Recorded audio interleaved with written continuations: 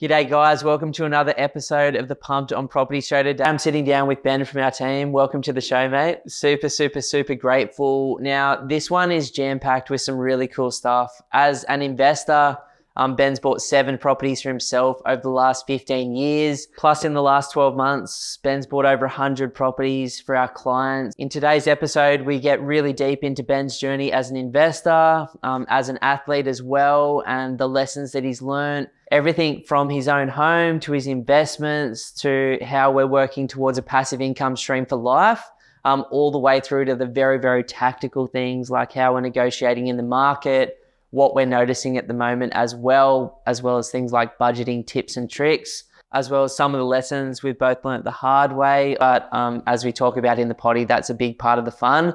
Really looking forward to this one. And thanks again, man, for coming on board.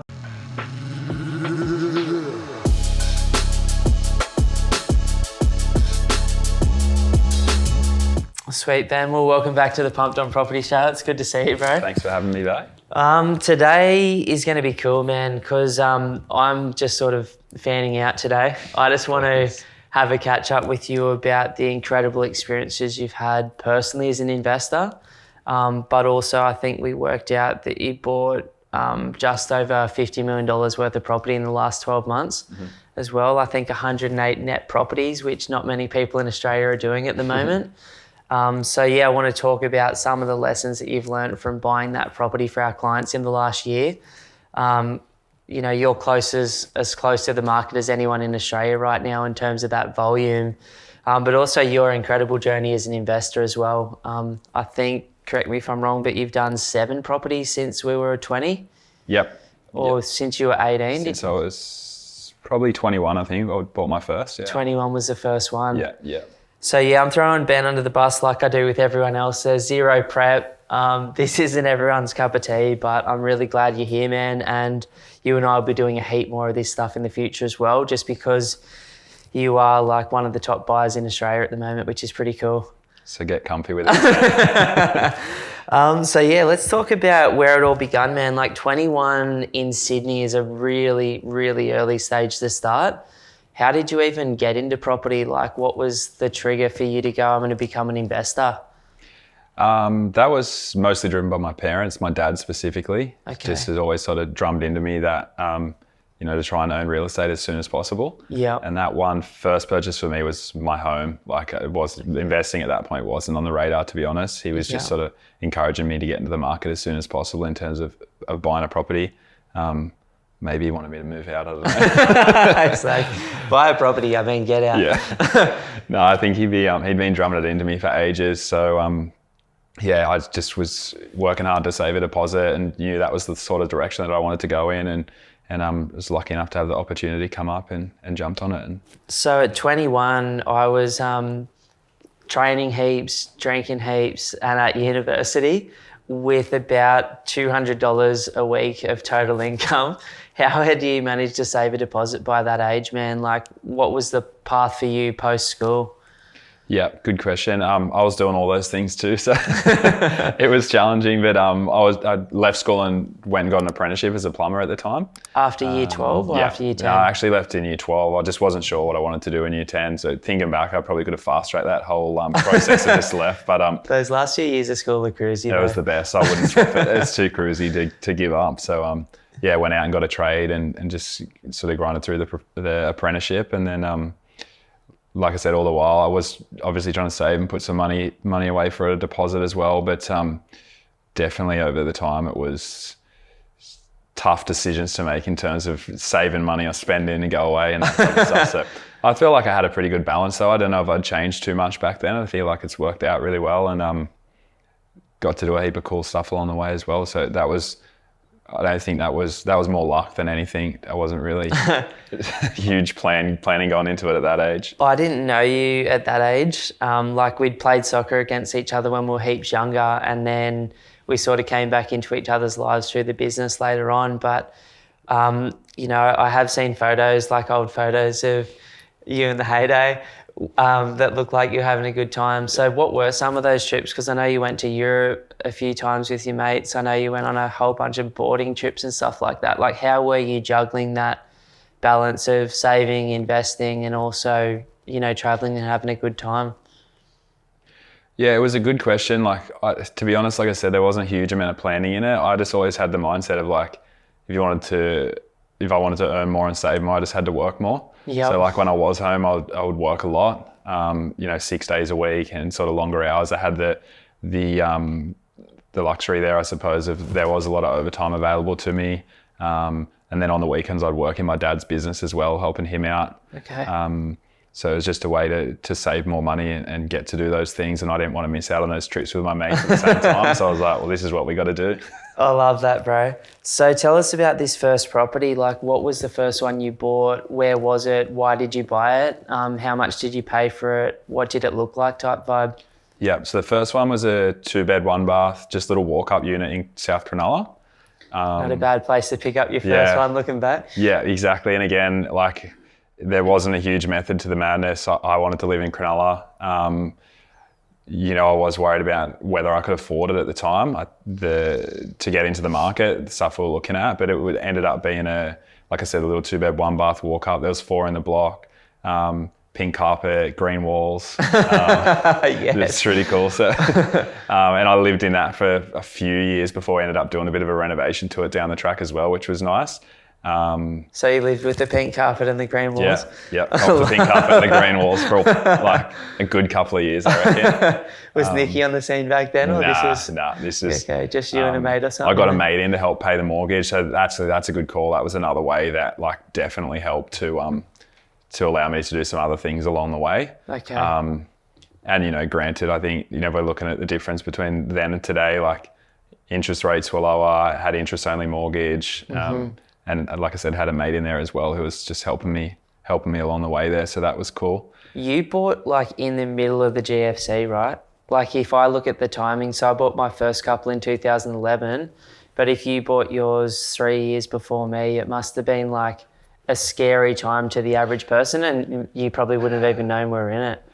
I might have been, maybe I'm getting my timelines a bit wrong. I feel like I was on the back end of that. Okay. So unless I was a little bit older now, I'm old, it's hard to think back. Yeah. I feel like it wasn't that scary, but again, like I was kind of oblivious to things at the same time. Like it wasn't this real well thought out thing, and I wasn't, actively trying to become an investor or, even really that interested in things like I just wanted to go away and drink with my mates and have a good time. So I wasn't across that type of stuff really. So it could have just been naivety in terms of that. Yeah. But I just feel like thinking back, it's probably slightly after that, around that sort of 2011, 2012 timeframe. So okay. Could be out by a few years. But And can you remember how much that property cost you?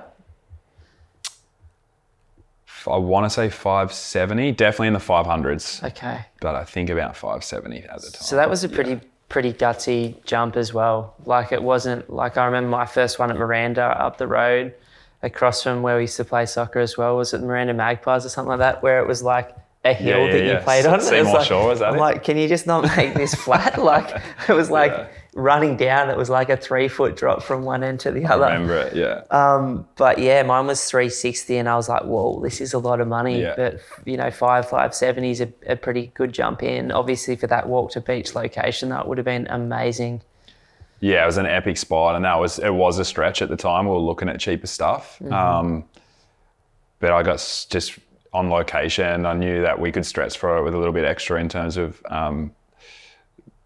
higher LVRs and paying a bit of mortgage insurance to get in there as well. Yeah. And the banks weren't minding taking on first home buyers at that point, so they sort of tolerated it. And like I said, having a mate in there to help pay the rent. Did your parents kick in a little bit of any support with the deposit? Or did you sort of mainly do a bit of it yourself? Because I remember back then they were doing like 95% loans. Remember those good old days? Yeah. I had a high loan as well, and then I borrowed some money off my parents to get in. Yeah. So that's sort of how we made it work there. So 95% lend or thereabouts, some LMI, and so it was a stretch for sure. But to get that spot, like I said, I just wanted to be in South Cronulla there, and or in Cronulla, and it ended up being walking distance to the water, and it was really cool. I love that. I remember like distinctly saving my deposit for my first place and going in with a mate, and then about 6 months later, I'm like, I want to buy another property. And I'm like, Dad, you said that you'd hook me up with $10,000 for my first property, but I bought it myself. Can you give me 10 grand for my second one? And he's like, that wasn't the deal. And I'm like, well, it was, Yeah. And I remember him hooking that in, and that was like cool. Almost enough at that time. Like it was so crazy back then. Yeah. So, that was the first property somewhere between sort of 21 and 24 years of age. And then what was your next step? Like, why did you decide to go for another one? Yeah, so that was a fair few years later. Again, I'm rusty on the timelines, but there was definitely a few years where, again, investing wasn't so much on the radar. It was more so paying the mortgage, just trying to survive and live a lifestyle as well. Again, like interest only, I wasn't that stressed about it. I wasn't really thinking about paying it off. The market did a little bit of movement in that time, and I felt like I was in a position to refinance, and I wanted to pay my dad back the bit of money that he lent me as well. So we pulled that equity out and I gave that back to him, and then had a little bit more debt. But again, we just living life along the way, eventually got to the position where I could spend a bit of money giving it a renovation as well. I think we spent about 30 grand doing a reno. What did you do? Because you were obviously handy as a plumber at that stage. Like, what did you do with it to get it to your taste? We did the whole thing. We ended up knocking like a wall out between the kitchen and the lounge room as well. It's on the top floor of the unit block. Like I said, there's only 2-story and there was 4. Probably should have got some engineers reports to do that, but it was load bearing. It was, yeah. I got a builder made in, and we acro propped it, and he did his own engineering report and put a big like steel plinth through there, and like I feel like we over-engineer, but that's my opinion. It's probably been knocked down by now. It has. We survived. It's all gone now. It's gone now.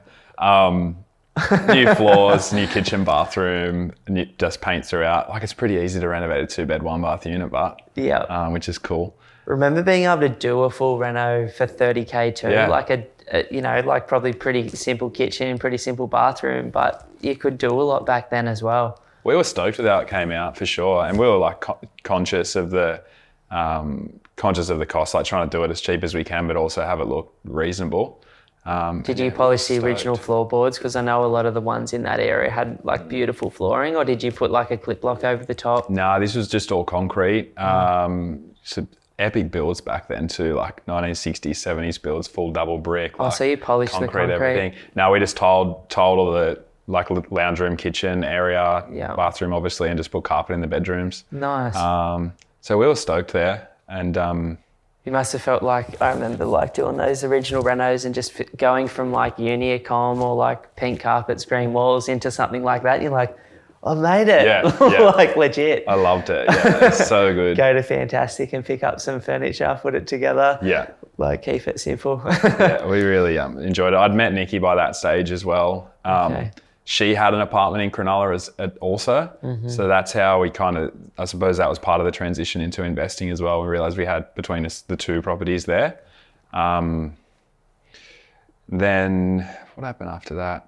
I actually and then moved out of that apartment and rented it out to my brother and his mate for a little while. And then they moved out, and then my cousin, his partner, moved in. So it was all this like under the table rentals going on. But it was cool. And the reason we did that was just I moved in with Nikki in her apartment, which was small. It was just a 1-bedroom apartment. It was around the corner. But it was heaps cheaper for us. So we could start to save a whole heap more money. We had the rent coming in from that property and shared living there as well. So that sort of allowed us to increase our savings rate. We'll come back to the property stuff, but obviously people may or may not be able to see this, but you're in incredible shape. Like when did fitness become like a big part of your world? Because I know that you've competed at like very, very, very high levels in CrossFit, and obviously like maintained really good like base level fitness for the last 20 years. Like when did that become more important to you than sort of just partying and sort of throwing the money against the wall type thing? I was late to that. Like I'd always been super active through school. Like you said, we played soccer together when we were younger and that type of thing. I kind of gave that away probably, I and then last year might have been like early 20s, maybe 21s. It was the last sort of season I remember playing. Yeah. And didn't do a whole heap of sport after that outside of like some board sports, wakeboarding, snowboarding, that type of thing. I didn't step into a gym until I was like 25, I want to say. Oh, wow. Never been in a gym. I don't know what got me into it, to be honest, but I felt like it was pretty late. And then just got right into it after that. But I was sort of a late starter there. Yeah, okay. Yeah. What were you doing in those early 20s, man? Like mainly just running, board sports, just the normal sort of stuff you do before you get like really into the technical side of training? Yeah, after I gave soccer up, I don't think I was really doing any like quote unquote sport, like outside of, like I said, doing a heap of snowboarding and doing some wakeboarding and stuff like that. But I definitely wasn't taking myself out for like runs or getting to the gym or anything like that. So I wouldn't say like through that sort of 5-year period, I wasn't that health conscious at all, I don't think. And when you got to that sort of point, like where did it start training wise? Like what was the first love? And then how did that progress over time into the sort of crazy stuff you do now? Just very, very basic, going into the gym with mates to just lift weights and just socialise. Yeah, exactly. Socialise and stuff. And then just after a couple of years of doing that, just wanted to start to look for a bit more variety and just started doing CrossFit stuff at a normal gym, to be honest, with some people that were there. Yep. Just met them and started hanging out there, and then sort of transitioned into a proper CrossFit gym and just fell in love with that side of things and got right into that for a number of years. And now it's a little bit more holistic, I suppose, just more focused around keeping me healthy and feeling good. So a lot more running and that type of thing. But yeah, it keeps just evolving and just trying to roll with it as I feel it out and what feels exciting to me at the time. What's your Insta if anyone wants to go have a sticky peek at some of these old pics / recent pics? Archived, they're all gone. They're archived. No, that's cool. So we've got your property, we've got Nikki's property. What was the third step into the market after that point? Was it the one that we did together in the Goldie, or did you already have another one by that point as well? No, that's when I met you, actually. That was the third one I'd bought. I felt like like I said, I don't even really know how investing sort of came on the radar, I think, just from years of working hard and, not hating work, but just realizing like, hey, there's got to be another way. And do I really want to do this until I'm, 65 or whatever the case is, and just sort of starting to go down that evolution of thinking about other ways. And seeing those older dudes on site and going, no disrespect, but I kind of don't want to end up there. Yeah, I knew I didn't want to be on the tools forever, and I'd done things to start to get away from that. By that stage, I think when I met you, I'd sort of transitioned away from the tools and I was more sort of project management stuff. So I knew that was an intention early days that I wanted to get away from that. Yeah. But yeah, like the investing stuff just started to be a natural sort of evolution. I, study stuff online, and I think I found you through a podcast from Ryan at On Properties podcast. Yeah. Yeah, and it was super, super early days. I feel like when we Big met, time, I don't bro. even know if you were doing it full time. Yeah, I think like I got into it 2015. Yeah. And I can remember like you would have been in the first year, I reckon. And that was before, so Sydney had already sort of pumped and it was getting pretty expensive. Yeah. But the Gold Coast had not moved $1 in 10 years almost. Like it got absolutely destroyed in the GFC, the Goldie. I remember catching up with you and we were vibing. I felt like became mates like pretty quickly. It became like less of a, or for me, business relationship, more of a just, this is good company, I wish you lived closer vibe. Yeah. And now that you do, we never catch up Yeah. because we see each other at work all the time. But I know, like, I remember calling you and driving down to the Gold Coast to go look at some stuff. And at that point, the budget was relatively fixed. Yeah. I think we ended up getting in there for just over or just under 300K, didn't we? Like, it was crazy. Yeah, it was pretty tight in terms of budget. We could just sort of make it work. And again, I don't even know if I was across the fact that, hey, I should be buying Queensland because Sydney's had a good run, Queensland hasn't moved, all that type of stuff. I just was pretty new and I'm like, oh, we've got 2 in New South Wales, maybe I should look elsewhere. Yeah. And I just, same thing as what you said, I feel like we, vibe together in that sense as well. So I felt comfortable moving, just being guided by you in that side of things. We looked at a place in Acacia Ridge. And Good old Acacia Ridge. It was like ex-housing commission home, solid. It's one of those ones I'm like, damn, we should have bought that. The one that got away. Yeah, it was, I think it was 310.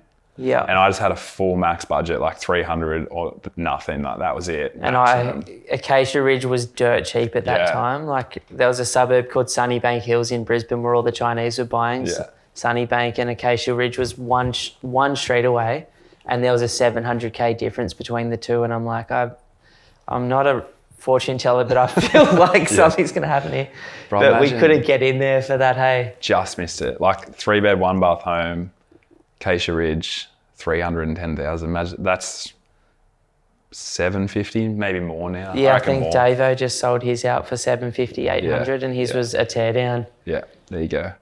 Anyway, so we missed that. And then, then like you said, an opportunity came up for an apartment in Mermaid Waters. Mermaid Waters? Yeah. Which was $270 we paid for that. Far out. Yeah, no. Crazy, eh? Oh man, the good old days, hey? Yeah. I don't own that property anymore, actually. I've transacted too many times in my journey as well. And I'm like, but that's all right. We'll come back to that in a second. So you've got that one, and then I think in pretty quick succession, didn't you go buy another couple? Because I remember like catching up with you on that one, then talking to you a year later, it's like, I've got 5 properties now. And I'm like, man, you went hard. Yeah, we bought a couple more in like the 18 months post that, 2 more in Brizzy. Yeah. South Brisbane, Logan, one of them that you still got. Yeah, and another one 2 in Logan. And I just had a crack at those. One's done pretty well, one did average. Yeah. One was a townhouse, so that's done not so well. Mm-hmm. And then the other one was a nice freestanding house on a big block of land that I still own, and that's done quite well. That's done insane. Yeah, that's probably doubled in value in the last 18 months. Yeah, exactly. Yeah. But that wasn't skill. That's just luck. Yeah. It's funny, man. I don't know many people. Like if 0.01% of Australians ever get past property 3, I think like it's less luck and more skill based by the time you get to property 4 and 5. Like there might not have been the process that you follow now, but you were taking chances at that point, and that's not luck. That's just hard work. Yeah, there was it was. Like now if I started again, I'd be a lot more process driven and have a lot more of a plan in place and not double your money in 18 months. Well, who knows if you do better? Yeah, I don't know. So it could be worse. I don't know. But it would be a different approach. All of my original properties where I had a tiny budget did a lot better. Yeah. So then you went on from there, and you've obviously got the place up near Noosa, but was there one more in between there as well? What else did we buy? We did buy something else. We bought a place in Budrum on the Sunshine Coast. Oh, sorry, that's right. Yeah, that we didn't keep that for long at all. Actually, that was going to be our home. Yeah. And we just had a bit of a change of circumstances there and just jumped in and out of that. So I would barely count that. We didn't hold it for any meaningful enough amount of time to make money. Like we would have lost money on that property by how quick it transacted. But yeah. And then yous were like, okay, Nikki's parents were living up at Noosa. You've moved up to Queensland from Sydney by this point, and that's kind of where you wanted to base yourself for training, lifestyle. And the suburb that you bought up there was, I still believe, is significantly undervalued relative to neighbours. So you bought like a project up there, and I wish this wasn't a podcast and we could show the before and after photos, but it's beautiful what you've done, and it was probably a fair bit of hard work as well. I think you lost a year of your life there. I enjoyed it in a hard work type of way, but yeah, it was cool. It's been really good, and I suppose that's what like selling a couple of the assets has allowed us to do as well, is to have that home and the lifestyle up here that we have as well. So that's probably, that's where property investing for us has been. We've started to enjoy the fruits of that now. So where are you at in terms of the portfolio now? Like you've got rid of a whole bunch of properties, but you've not just got rid of them to put cash in the bank, you've got rid of them to transact towards more of the home that you want for yourself as well. Yeah, exactly. Like a couple of things along the way. I think the portfolio's not been like I said, as I've sort of evolved and grown, I feel like my strategy and philosophy around investing's changed as well. And those properties haven't resonated. I know there's a big thing around sort of never sell, but we've sort of felt like we've taken steps forward in the sense that we have sold some properties so that we can put that cash into our, what's almost our dream home or at least dream location. And the way that's turned out, it's been incredible, especially for Nikki, that she just loves it there. I got to encourage her to get out of the house a bit more. So yeah, that's been really cool as well. And just sort of gearing up for some bigger plans moving forward as well. And we've had to sell down some of those assets so that we know that we can take these next steps in terms of the investment stuff, which is I love that. Exciting, but scary to sort of feel like we're taking one step backwards to hopefully take some more forward. So, one of my first questions now that everyone's got a bit of a sense of like the journey that you've been on is, where did this start out when you first started to like think more like an investor, when you were doing that learning and online training versus where you are now? Like, what was the beginning mindset and strategy versus what's the sort of strategy and plan for properties you buy from here on out?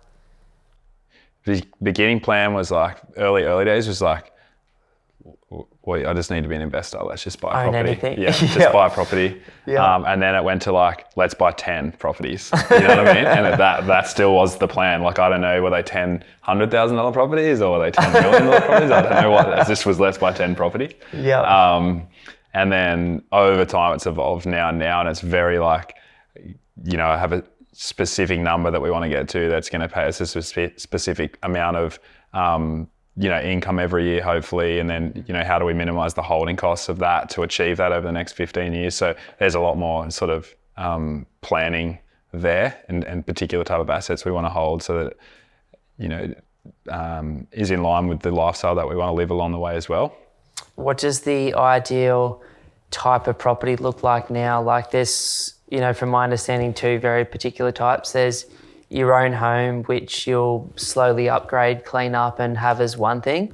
And then there's more the growth/cash flow properties. Like, particularly with the growth cash flow, what's an ideal property look like there now?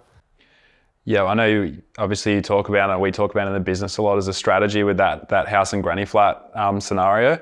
And for us personally, that's the path that we're focused on. And the reason for that is because we can still buy great homes in good locations that have plenty of growth upside, and they're going to be an appealing product in the market. But we can get that granny flat on the side as well, just to help out with that cash flow along the way. So it really minimizes those holding costs over that sort of 10, 15 year period, whatever it is. So closer to the city, closer to the beach, big block, good home that you can renovate or knock down in the future, and then the granny flat for that secondary income/tax benefit as well. Yeah, correct. Yeah. Okay. Yeah, close to exactly as you say, like for us at the moment, it's going to be Brisbane still. I still feel like there's good opportunity there in the market. Still feel like it's very undervalued if we're looking at it compared to a Sydney or a Melbourne.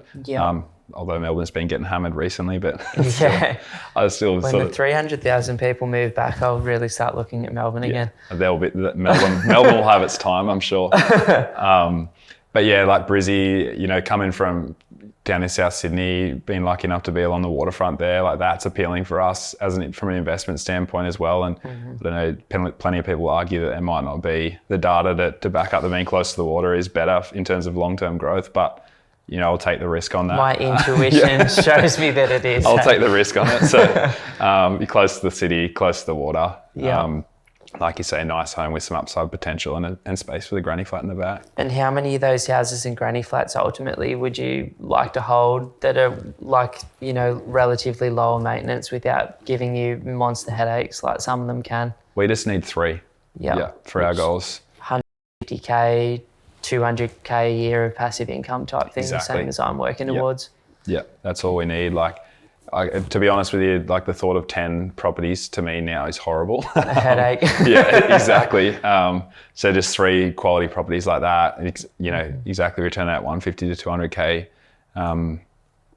That's it. Nice. And then what about the second plan, which is obviously to hopefully get on the water at Noosa at some point? What do you have to do from that perspective? What does that look like over the next 15 or 20 years in terms of your own home and that, dream home that we're both after as well? Yeah, that's like a little different sort of strategy we've got going on the side. And I'm trying to keep it as two completely sort of separate entities, I suppose, or, separate different focus businesses. Points. Correct. And that'll just be a slow transition and a bit more of an active one as well. So like you said, I'm lucky enough to have a bit of a trade background and I've had some renovations in the past. So hopefully getting my head around that along the way. And that will be buying average homes in great locations, spending the money to make them an appealing product and, along with the market doing its thing as well. Over the space of the next, 10 years or so, just slowly keep upgrading the home till we get to where we want to be. And how I've seen that work from just even talking to you now, 500 to 570K unit, ratchet up to a slightly more expensive home, to a slightly more expensive one, clean them up along the way, and then sell them at some point when it no longer suits your lifestyle and, take a jump of like 300 or 400K each time you do it. And I've seen, and so have you, many people from Sydney do it that way and end up in exactly what they want in their like mid-40s type thing.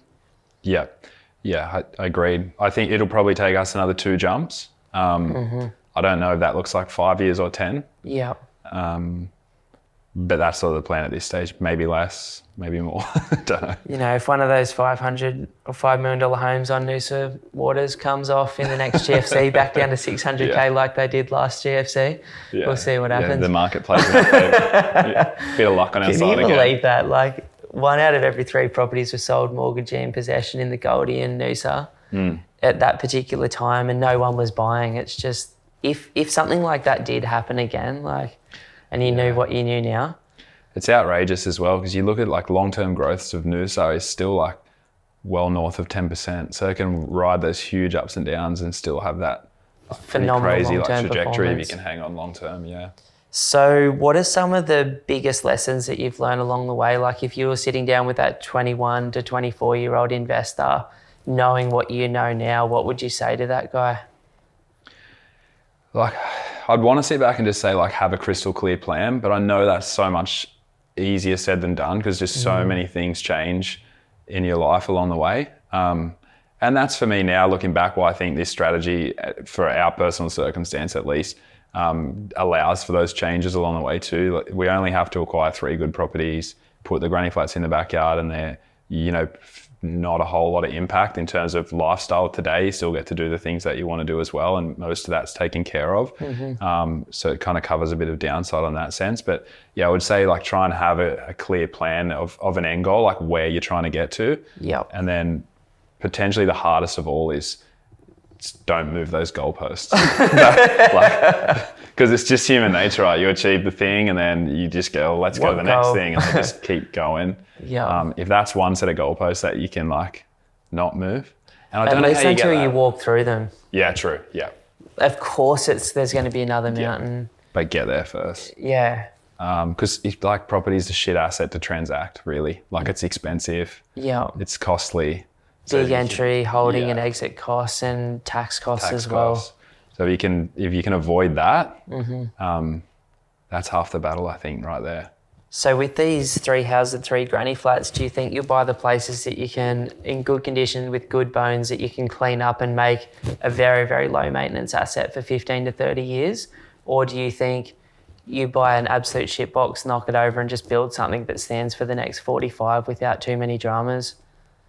Yeah, so our plan will just be to buy existing homes in reasonable condition that we can just give cosmetic freshen ups to, and they'll be fine homes for 15 years. And then at that point, we will decide whether you will have the option to decide, hey, do we want to keep tipping money in this to make it an appealing asset again for another 15 years? Is it time to knock it over and build new homes that we can then just keep forever? Or do we cop the capital gains tax and the agent's fees and sell it and put it into an index fund or something? Like, there's just options. I don't know what that's going to look like in 15 years.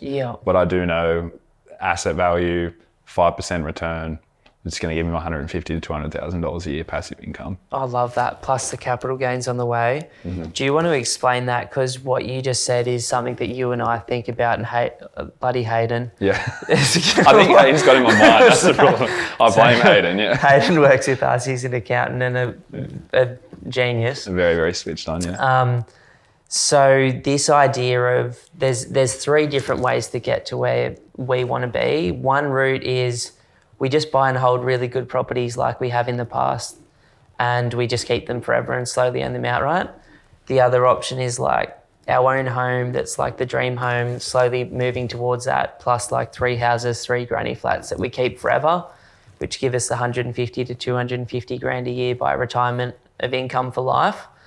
But then you're holding onto properties, and there's the maintenance and the renos and the insurances and, you know, places having their stuff. Or there's the buy it, hold it until a certain age, sell it all, put $2 or $3 million cash in an index fund and grab 5% a year of that for life. Like that's what you're sort of saying as a potential route as well down the line, even though there's a big capital gains tax, you know, issue with that strategy because you lose a lot of the gains that you make as well. Yeah, there's significant pros and cons to consider in all of those options, and I don't know which one's going to be the best in 15 years' time for us and or anyone's individual circumstance, obviously. But like you just have the choices, and that's the most important thing. They're all good options. Yeah, they're better options than the patient. Yeah, exactly. It's just which one's going to work best for you, and you can make that decision at the time. They all might be viable. Yeah. But yeah, obviously there's, like you said, there's a heap of pros and cons to both. What other lessons have you learned on your journey to this point now? Like what are some other big things you can impart on people that are getting started or that are 2-3 properties down the line like we were 5 or 10 years ago and that are looking to like ratchet their portfolio up? Yeah, like I think coming back to having a plan is critical because you know, if you're anything like you and I think I can speak for you on this, is like you end up wanting to do things for the sake of doing things, and it's unnecessary and potentially even counterproductive. Massively. It's shiny. It looks new. Yeah.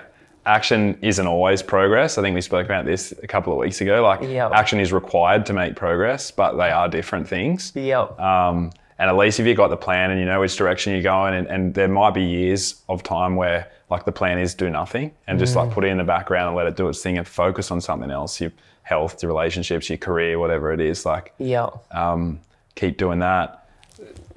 Maximize your income as early as you can. Obviously with lending the way it is now, especially like you just need a good income to invest in property, unfortunately. So probably more focus in your career and your income early days is going to set you up to be able to make that investing journey happen faster. Yeah. Which is, I think, something you and I both did. Like we both did get on pretty good incomes pretty young and then find partners pretty young as well. And that combined income enabled us to jump a lot faster. Yeah, agreed 100%. And like they're probably the two most significant factors, I think, for like if I look back and think on my journey, that's, don't make so many mistakes and try and earn more money to invest quicker. You know, I think there's something to talk about there, at least from my perspective, in a bit more detail, and that is this concept of doing stuff for the sake of it. So as an investor, I wanted to like learn everything I could about investing, and same as you, it goes from units to renos to knockdowns to existing granny flats to brand new houses and granny flats to dual income, subdivisions, Airbnbs. Like I wanted to keep learning the same as you constantly. But for 10 years of my life, the area that I focused on learning all the time about was just property. And I used my own money to learn those lessons.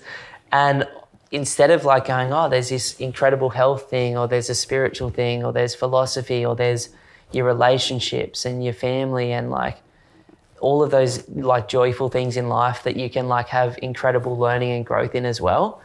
I just went all in two things, business and property, really, at the expense of everything else. And it did the same as you, like fast track our journeys. But I didn't need to sell and transact and change my strategy constantly because I wanted growth in this area that I was focused on. I would have been so much better off just buying 2 bloody houses somewhere near the beach in South Sydney and putting granny flats on them and renovating them by now, and maybe 2 up in Brisbane than doing like all the stuff that I've done. And that's a big lesson now, like, which is why both you and I are much more strategic. Like if it doesn't tick all of the boxes now, I'm not even considering it. And I'm not even, when I'm not looking to buy, I'm not even flirting with the idea. except like once a fortnight when like someone in the team or Lisa sends me something and I'm like, oh, that looks like shiny and cool. Yeah. But, you know, I think it's a really important lesson that have a strategy, have a plan, achieve that. Like if your first goal is 50 grand or 100 grand a year of income for life, then get there, or at least get the assets that will get you there. And then once you're there, which I'm saying this to myself in the mirror right now, like stay there and then build off that base. Like there's some really, really, really incredible developers on the coast that I know just do projects in cash. They spent the first, 15, 20 years of their journey, like you and I are, building a base. And once they had that base, then they started to do things very, very differently. And I'm excited, the same as you are, about cool acreage properties or cool beachside renos, or building cool stuff as like specialist projects that we can sell for a profit, pay all the tax on, and like that's a business in itself. Yeah. But I'm not quite there yet to be able to like play in that without burning my fingers if it doesn't work out. So like they're fun things to look forward to as an investor. Like that growth will come again as well, but just not right now. Yeah, having the patience to see when that comes through and deciding if that's the type of stuff that you really want to. I think a lot of people get caught up in like the idea of investing, or especially doing those more active projects, but I don't think they understand the reality of what's involved and the risks of what's involved as well. Yeah. Most people are probably far better off spending more time with their family and on their careers and just like buying some nice set and forget properties that'll just do their thing in the background for 15 years. That's probably 99% of people. That's what they should be doing. And you and I would be exponentially better off if we focus on that strategy ourselves as well. I think we see it within the business. Like the most successful people that we work with are people that are killing it in other areas of their lives. Like they've really got a great family life, or, great careers or great businesses. And like property, they spend the minimum effective amount of time that they have to thinking about it, or they get us to do that for them. Yeah. And then they buy great properties and they just sit in the background knowing that in 15, 20 years, whenever the time comes for them to pull back on work, they'll have that there. Whereas, for us that obsess over it, I mean, it's led to this career that we're in, which is cool. But it's probably not been the best thing for our investing journey. For sure. That's a good thing that you just brought up there. Like what, in everything that we do, like obviously you got to a very, very elite level with CrossFit. Like what does there's obviously a successful mindset for CrossFit. There's a successful mindset for professional soccer, for professional level business, for professional level investing. Like what, from all of the investors that you've talked to, because you've probably talked to at least 2,000 plus people in the last 3 years and bought a lot of property, like as much or more than anyone in Australia.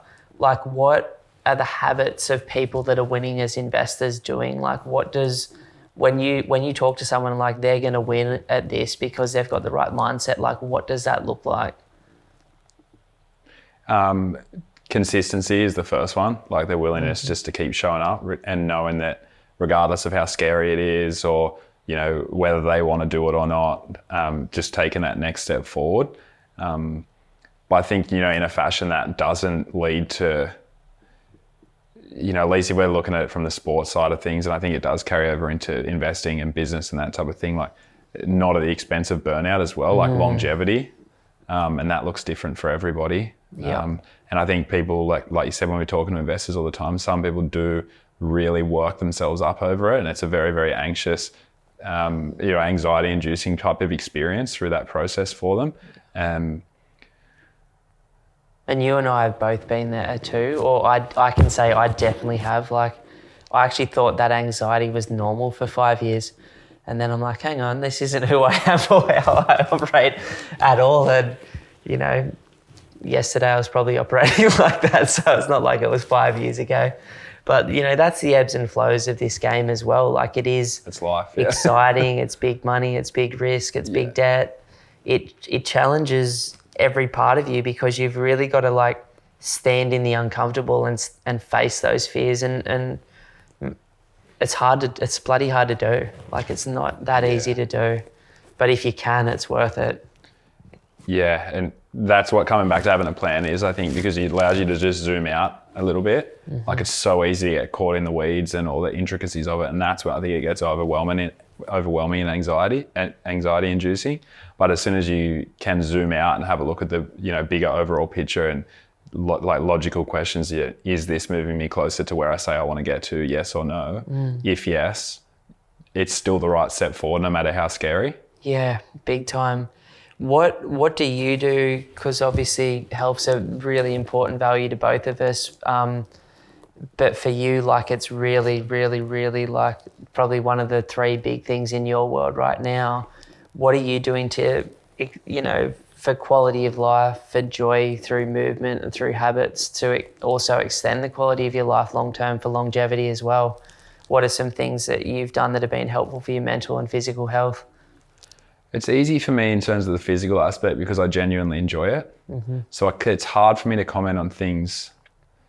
Like, it's easy for me to sit back here and say, you got to do this, you got to do that. But it's fun for me. I don't know how I'd take it if I didn't find it enjoyable, like a lot of people do. So like, I would say the thing for most people is just to find a way to do anything that they enjoy.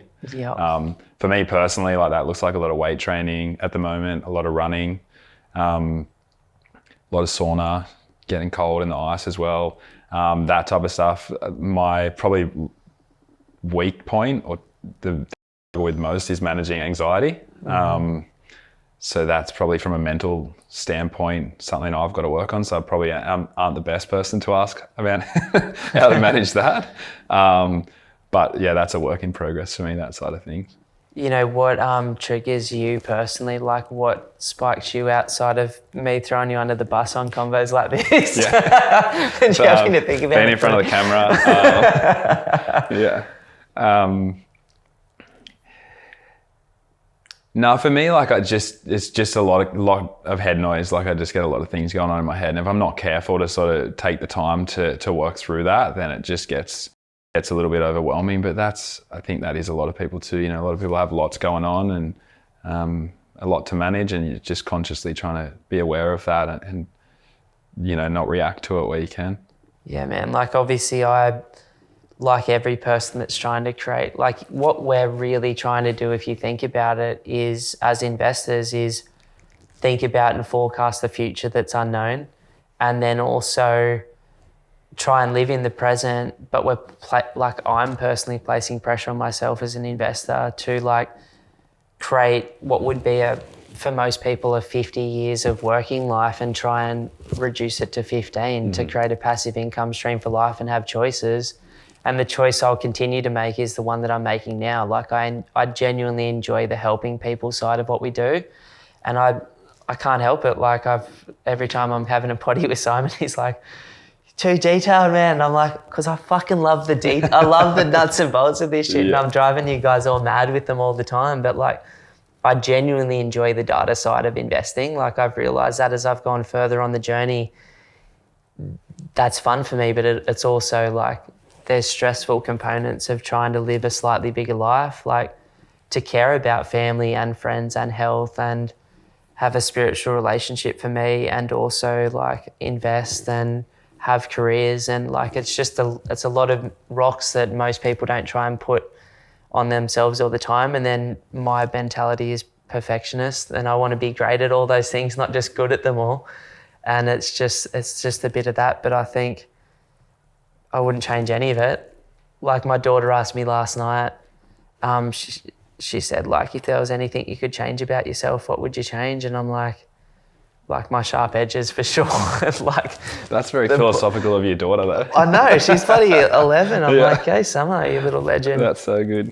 I'm like, what would you change? And she's like, allergic to the world, like, in terms of, like, certain foods and, chemicals. And I'm like, she's probably just picking up all the stuff that people shouldn't be having around them anyway. Yeah, true.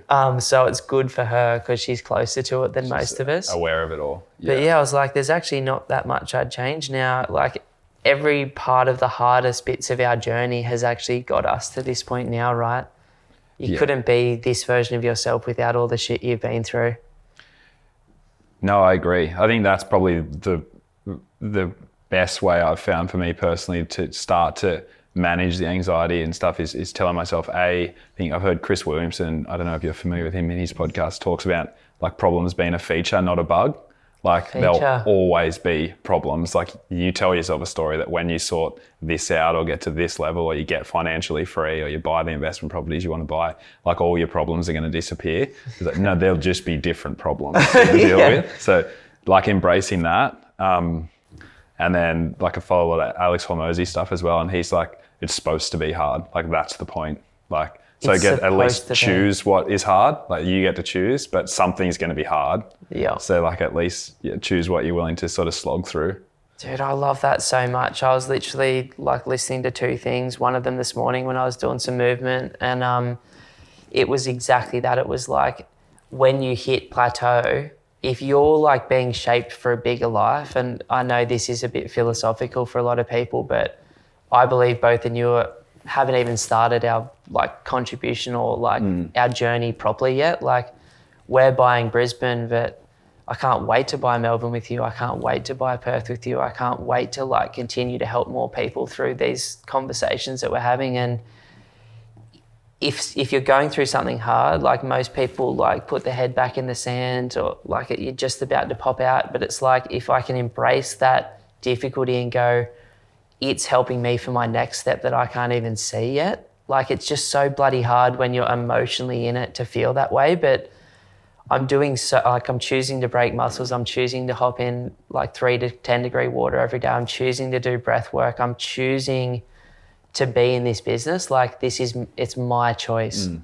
And I'm putting myself in these situations where I'm growing, and it's like no one's got an issue when they're playing a game, like hurting themselves in the game, like their muscles, their lungs. It's like we don't have failure as children. Like why as 30-year-olds can't we just fuck up 50 times a week but then next week be a little bit better because of it? Yeah, it's funny you become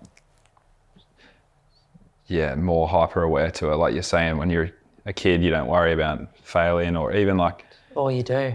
You forget shit that used to be hard that's second nature to you now. And it's like everything, like driving a car was hard at some stage when you were learning to drive manual if you're old enough. But that was hard and stressful, you know what I mean? And you don't want to stall on the hill because someone behind you. Like, that shit was hard and scary, but like now you don't even think twice about it. And that's the same for every problem in your life if you keep exposing yourself to it for long enough. I still stall on the hill, bro, and I had manuals for like 10 years. I wouldn't back myself in a manual anymore either. Driving in manual in Sydney is like, where's your anxiety come from? Yeah, true. No, I love it, man. You know, what have you learned in the last 12 months from buying 106 or 108 properties? Like what have been the big rocks for you? Like this has been a hectic period of sentiment for people. Interest rates have gone up. People haven't been feeling great. What's given you confidence in the current market with things to come? What have you learnt?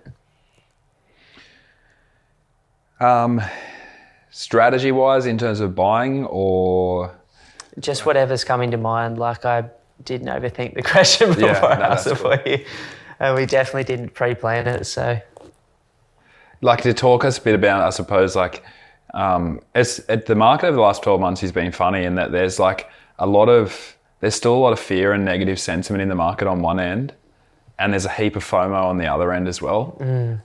And I don't know if people are experiencing both emotions. That's kind of what I feel like they are doing somehow. Well, fear and excitement feel very similar in the body.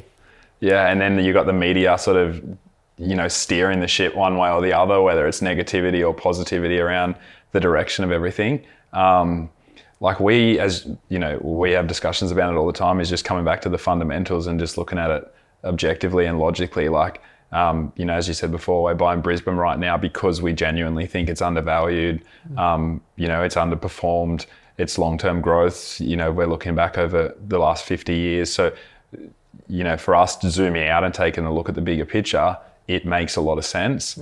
Again, like I spoke about earlier before, do we think making this decision now for most people is going to put them in a better decision today, in 15 years than they're in today?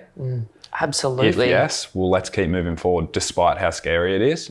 And trying to not get caught up in the weeds of, what's happening with interest rates next week, or, what's happening with what's happening in Russia or whatever the case is. Do you remember when you first started and you'd look at increases in your rent, or the average return, like I was just obsessed with like looking on realestate.com at what had sold around me to try and gauge my like paper return. Do you even, like, it's important to know what's going on with your properties, don't get me wrong. And I want to know annually what's happening with them, but do you even sweat that small stuff, year to year stuff anymore? It's just, if you've got something that's basically covering itself, are you even thinking about them outside of the general maintenance and how to like punch the rents up on them at the moment? Or do you just like know that it's part of a big picture? Don't even think about it. Like, they've all worked out for the best, the longer term. Part of it's luck, part of it's being able to hang on long enough. I know if I've got long enough time horizon, things are going to do really well. If you invested in Sydney from 2001 to 2007, you'd probably hate the Sydney market because there was zero growth. If you hold on to 2012, you love the Sydney market because it's more than doubled. And then to 18, it's like, this is the best thing that's ever happened. So we know we've got a long enough time horizon, and like, who wouldn't want to own Cronulla or Bondi Beach in Sydney? No one's going to tell me that's not a good investment. I personally will own Cronulla Beach at some point in the future. I just don't know when. But I definitely want to get back into that Sydney market. I just have to, the same as know the history and go, I'm already looking at it. Did you see the thing that we shared on Instagram yesterday? You might not have, where it looked at the markets post-COVID in their average returns. It's very, very clear to me and you, with an understanding of like 250 years worth of cycles, to go, two of those markets, I won't say which two, are starting to already, in my opinion, like look good relative to others. Yeah. And so we'll be talking about those more and more as we start getting into them. But like, I'm looking at Sydney and Melbourne, and they're looking good. Like, they're not relative to like affordability now, but they're looking good in terms of what you and I look at, which is give it another 4 to 5 years of this flatlining that they're both doing. And then their average annual return for that 10-year period, instead of being 10%, which it is now, is going to be 3 to 4%. And then all of a sudden it's like, whoa, this market's reset. Incomes over that time went up 30% more. Like, the world is investing in those two markets, and they look relatively good, suburb dependent again. Yeah, I agree wholeheartedly. And like, to answer your question, like, no, I don't think about what the market's doing in the next 6, 12, 18 months, to be honest. Like, is it good to try and, like you mentioned, buy markets at the right point of their cycle? Of course it is, but we're looking over 10 or 15 year time horizons, or I am personally. Yeah. So yeah, as long as I've, am paying close attention to my cash flows, that's what's most important, day to day, week to week. I know the market's going to do its thing. If I'm buying in quality areas with good track records of performance, I'll be okay at some stage in the future. What are the little tips and tricks that you use personally as an investor that's been doing it for 15 years plus to manage cash flow? Like, what are the little things that you do with interest rates, bank accounts, savings, strategy? Like, because you and I both love lifestyle as well. Like, I love traveling, I love health, I love spending time with my family, I love eating well.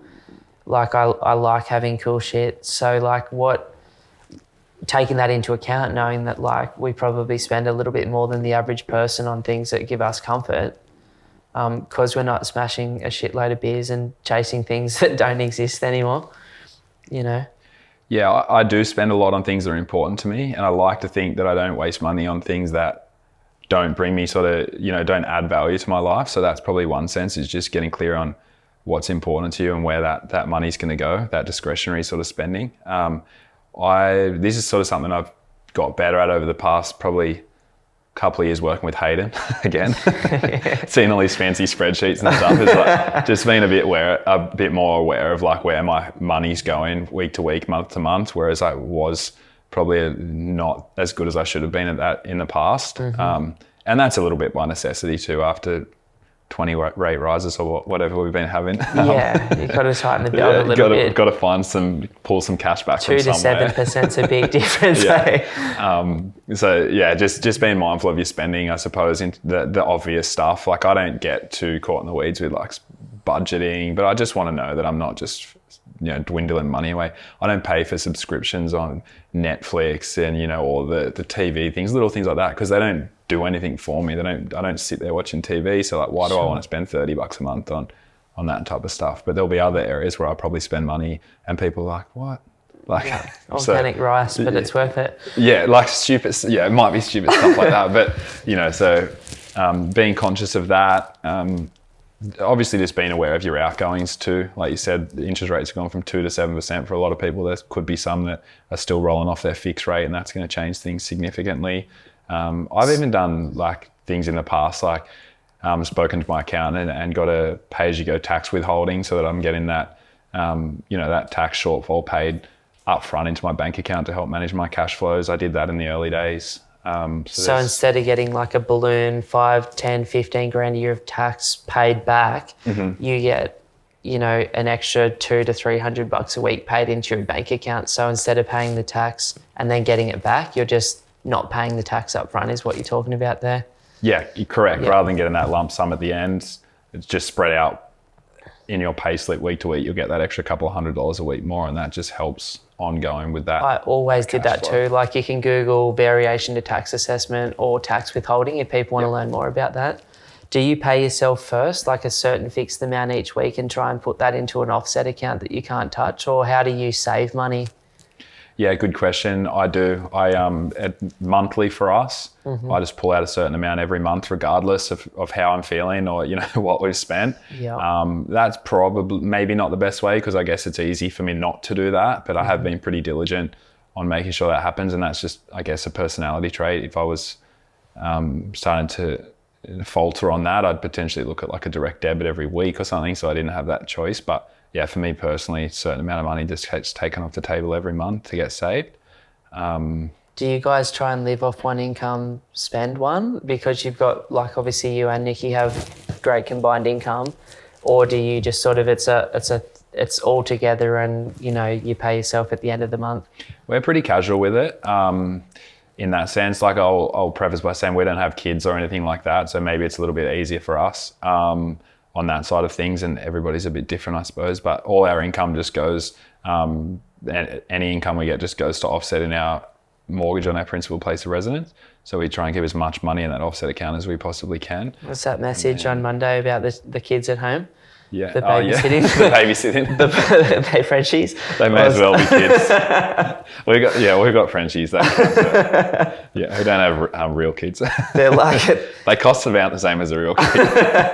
They're about 10 times needier as well. Yeah, true. Yeah.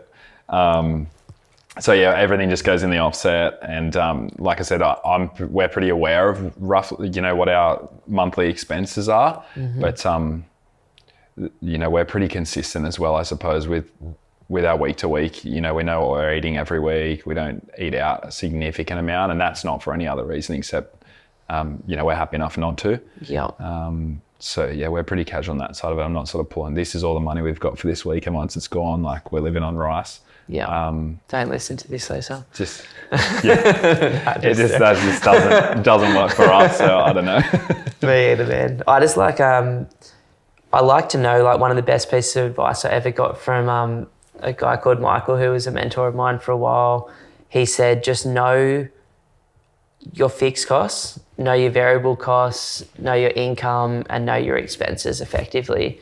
And he was talking about, like, same as you, like, I've got a spreadsheet with my properties, which is like income, expenses to the rough dollar. Like, I'm using percentages as averages versus like absolute week to week dollar figures.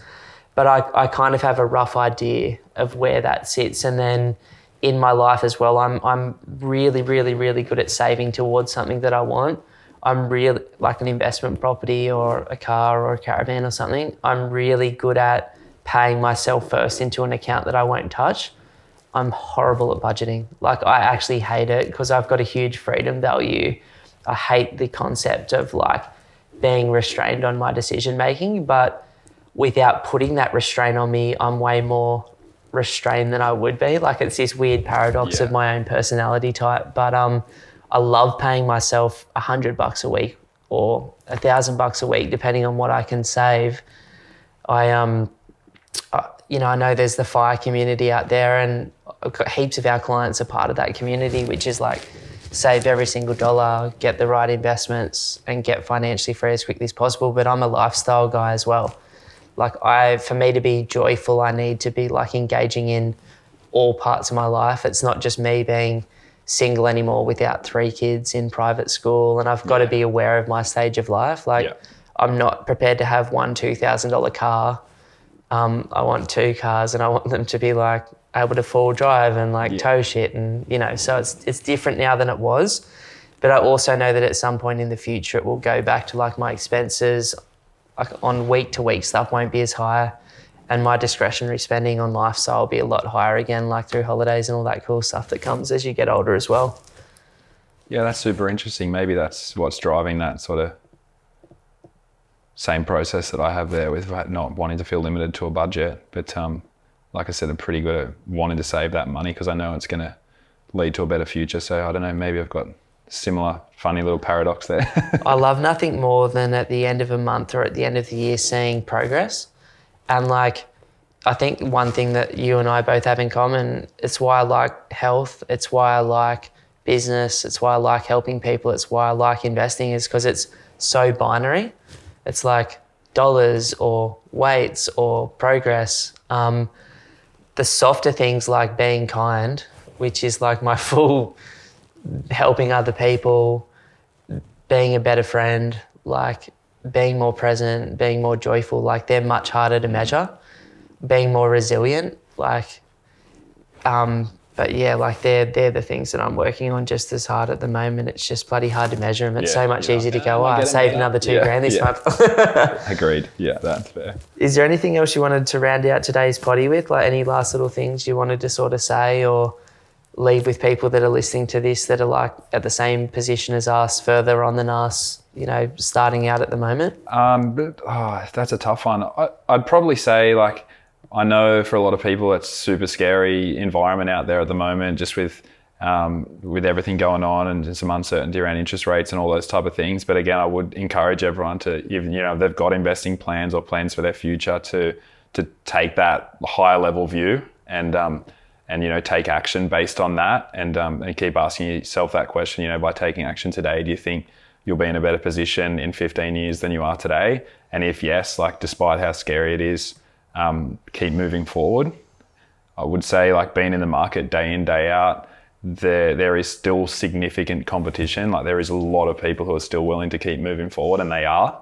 And if I'm a betting man, I think, if and when interest rates start coming back, that's going to get tougher. Yeah, not easier, not better. So for those sort of sitting on the fence, hanging out, waiting for the market to drop or waiting for a better opportunity to keep moving towards their goals, and obviously in this scenario we're talking about, investing in property, I would look to be taking action sooner rather than later. I heard you outside before we started filming this morning, and I had to question it because I'm like, did I just hear you say that they've got 36 other written offers? And you were like, yeah. That's a property in Brisbane at the moment. What's the price point on that one roughly? Yeah, that's just north of the 600,000 mark. So it's an entry level property in Brisbane, but 36 written offers that agent's dealing with at the moment. In the first week. That property's been on the market for about 5 days. Yeah, it's out of control. Yeah. It's lucky that we've got 9 years of relationship, because otherwise you wouldn't be getting a call back, I don't think. No, she's not going to go back to everyone. No. And meanwhile, the data's just come out again, like Brisbane in particular is growing by over 1% a month. So for every sort of month, everyone's sitting around waiting for the market to drop, or waiting for there to be less competition, or waiting for interest rates to come back. They're priced out at, 1% on $1 million is not a insignificant amount of money. I can't save $10,000 a month. Not many people can. That's what 1% on a mill's that. What's 10% is 100K.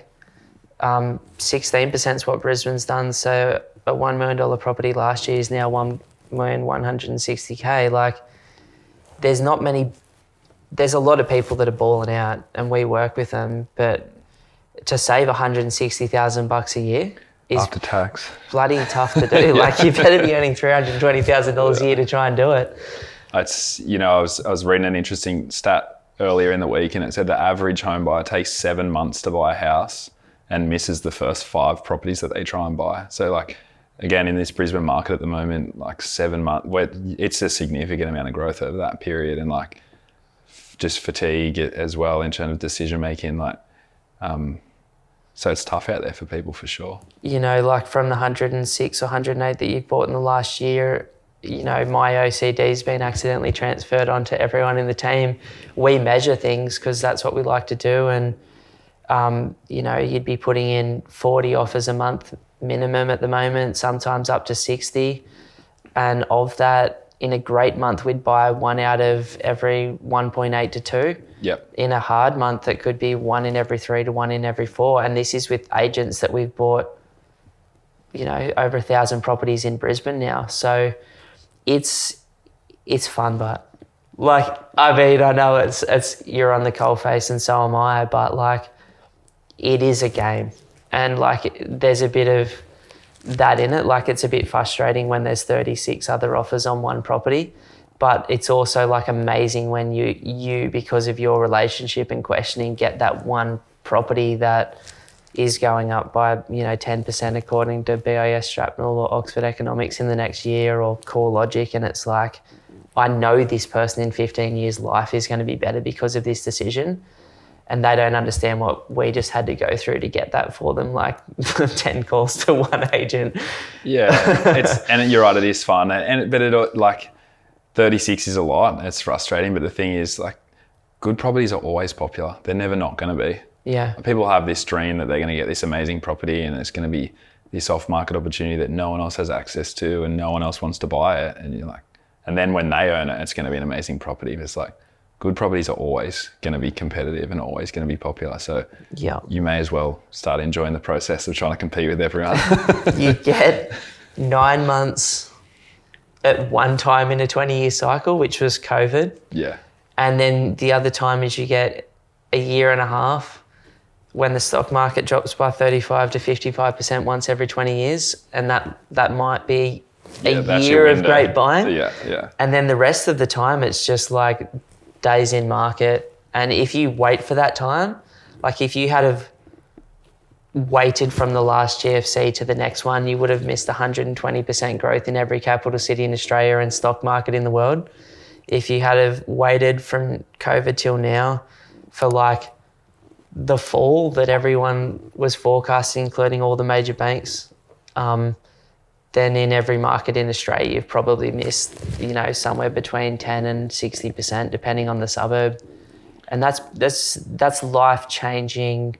It's not even about the money. It's just, that's an extra 5 years you've got to work in the future now to wait for the same thing to happen again. And that's if you were lucky enough to pick the exact bottom in amongst all the fear and then had the guts to pull the trigger on it as well. So I remember the first 9 months of COVID, we were walking around Brisbane, going to open homes every single like week, twice a week at that point, because it was like a kid in the candy store. Like, we were literally the only people that went to a property or put an offer on a property in 9 months.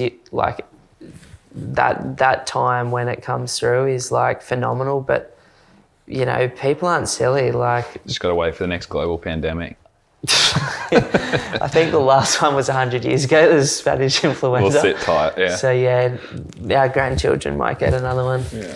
It's crazy, bro. But yeah, I'm so grateful to have you on board today, man. I've really enjoyed this and learning a bit more about your past and the background with properties, and we'll dig into that more in future potties. But super grateful for everything, man. Thanks for having me on the couch. Cheers, bro. Cheers, bro.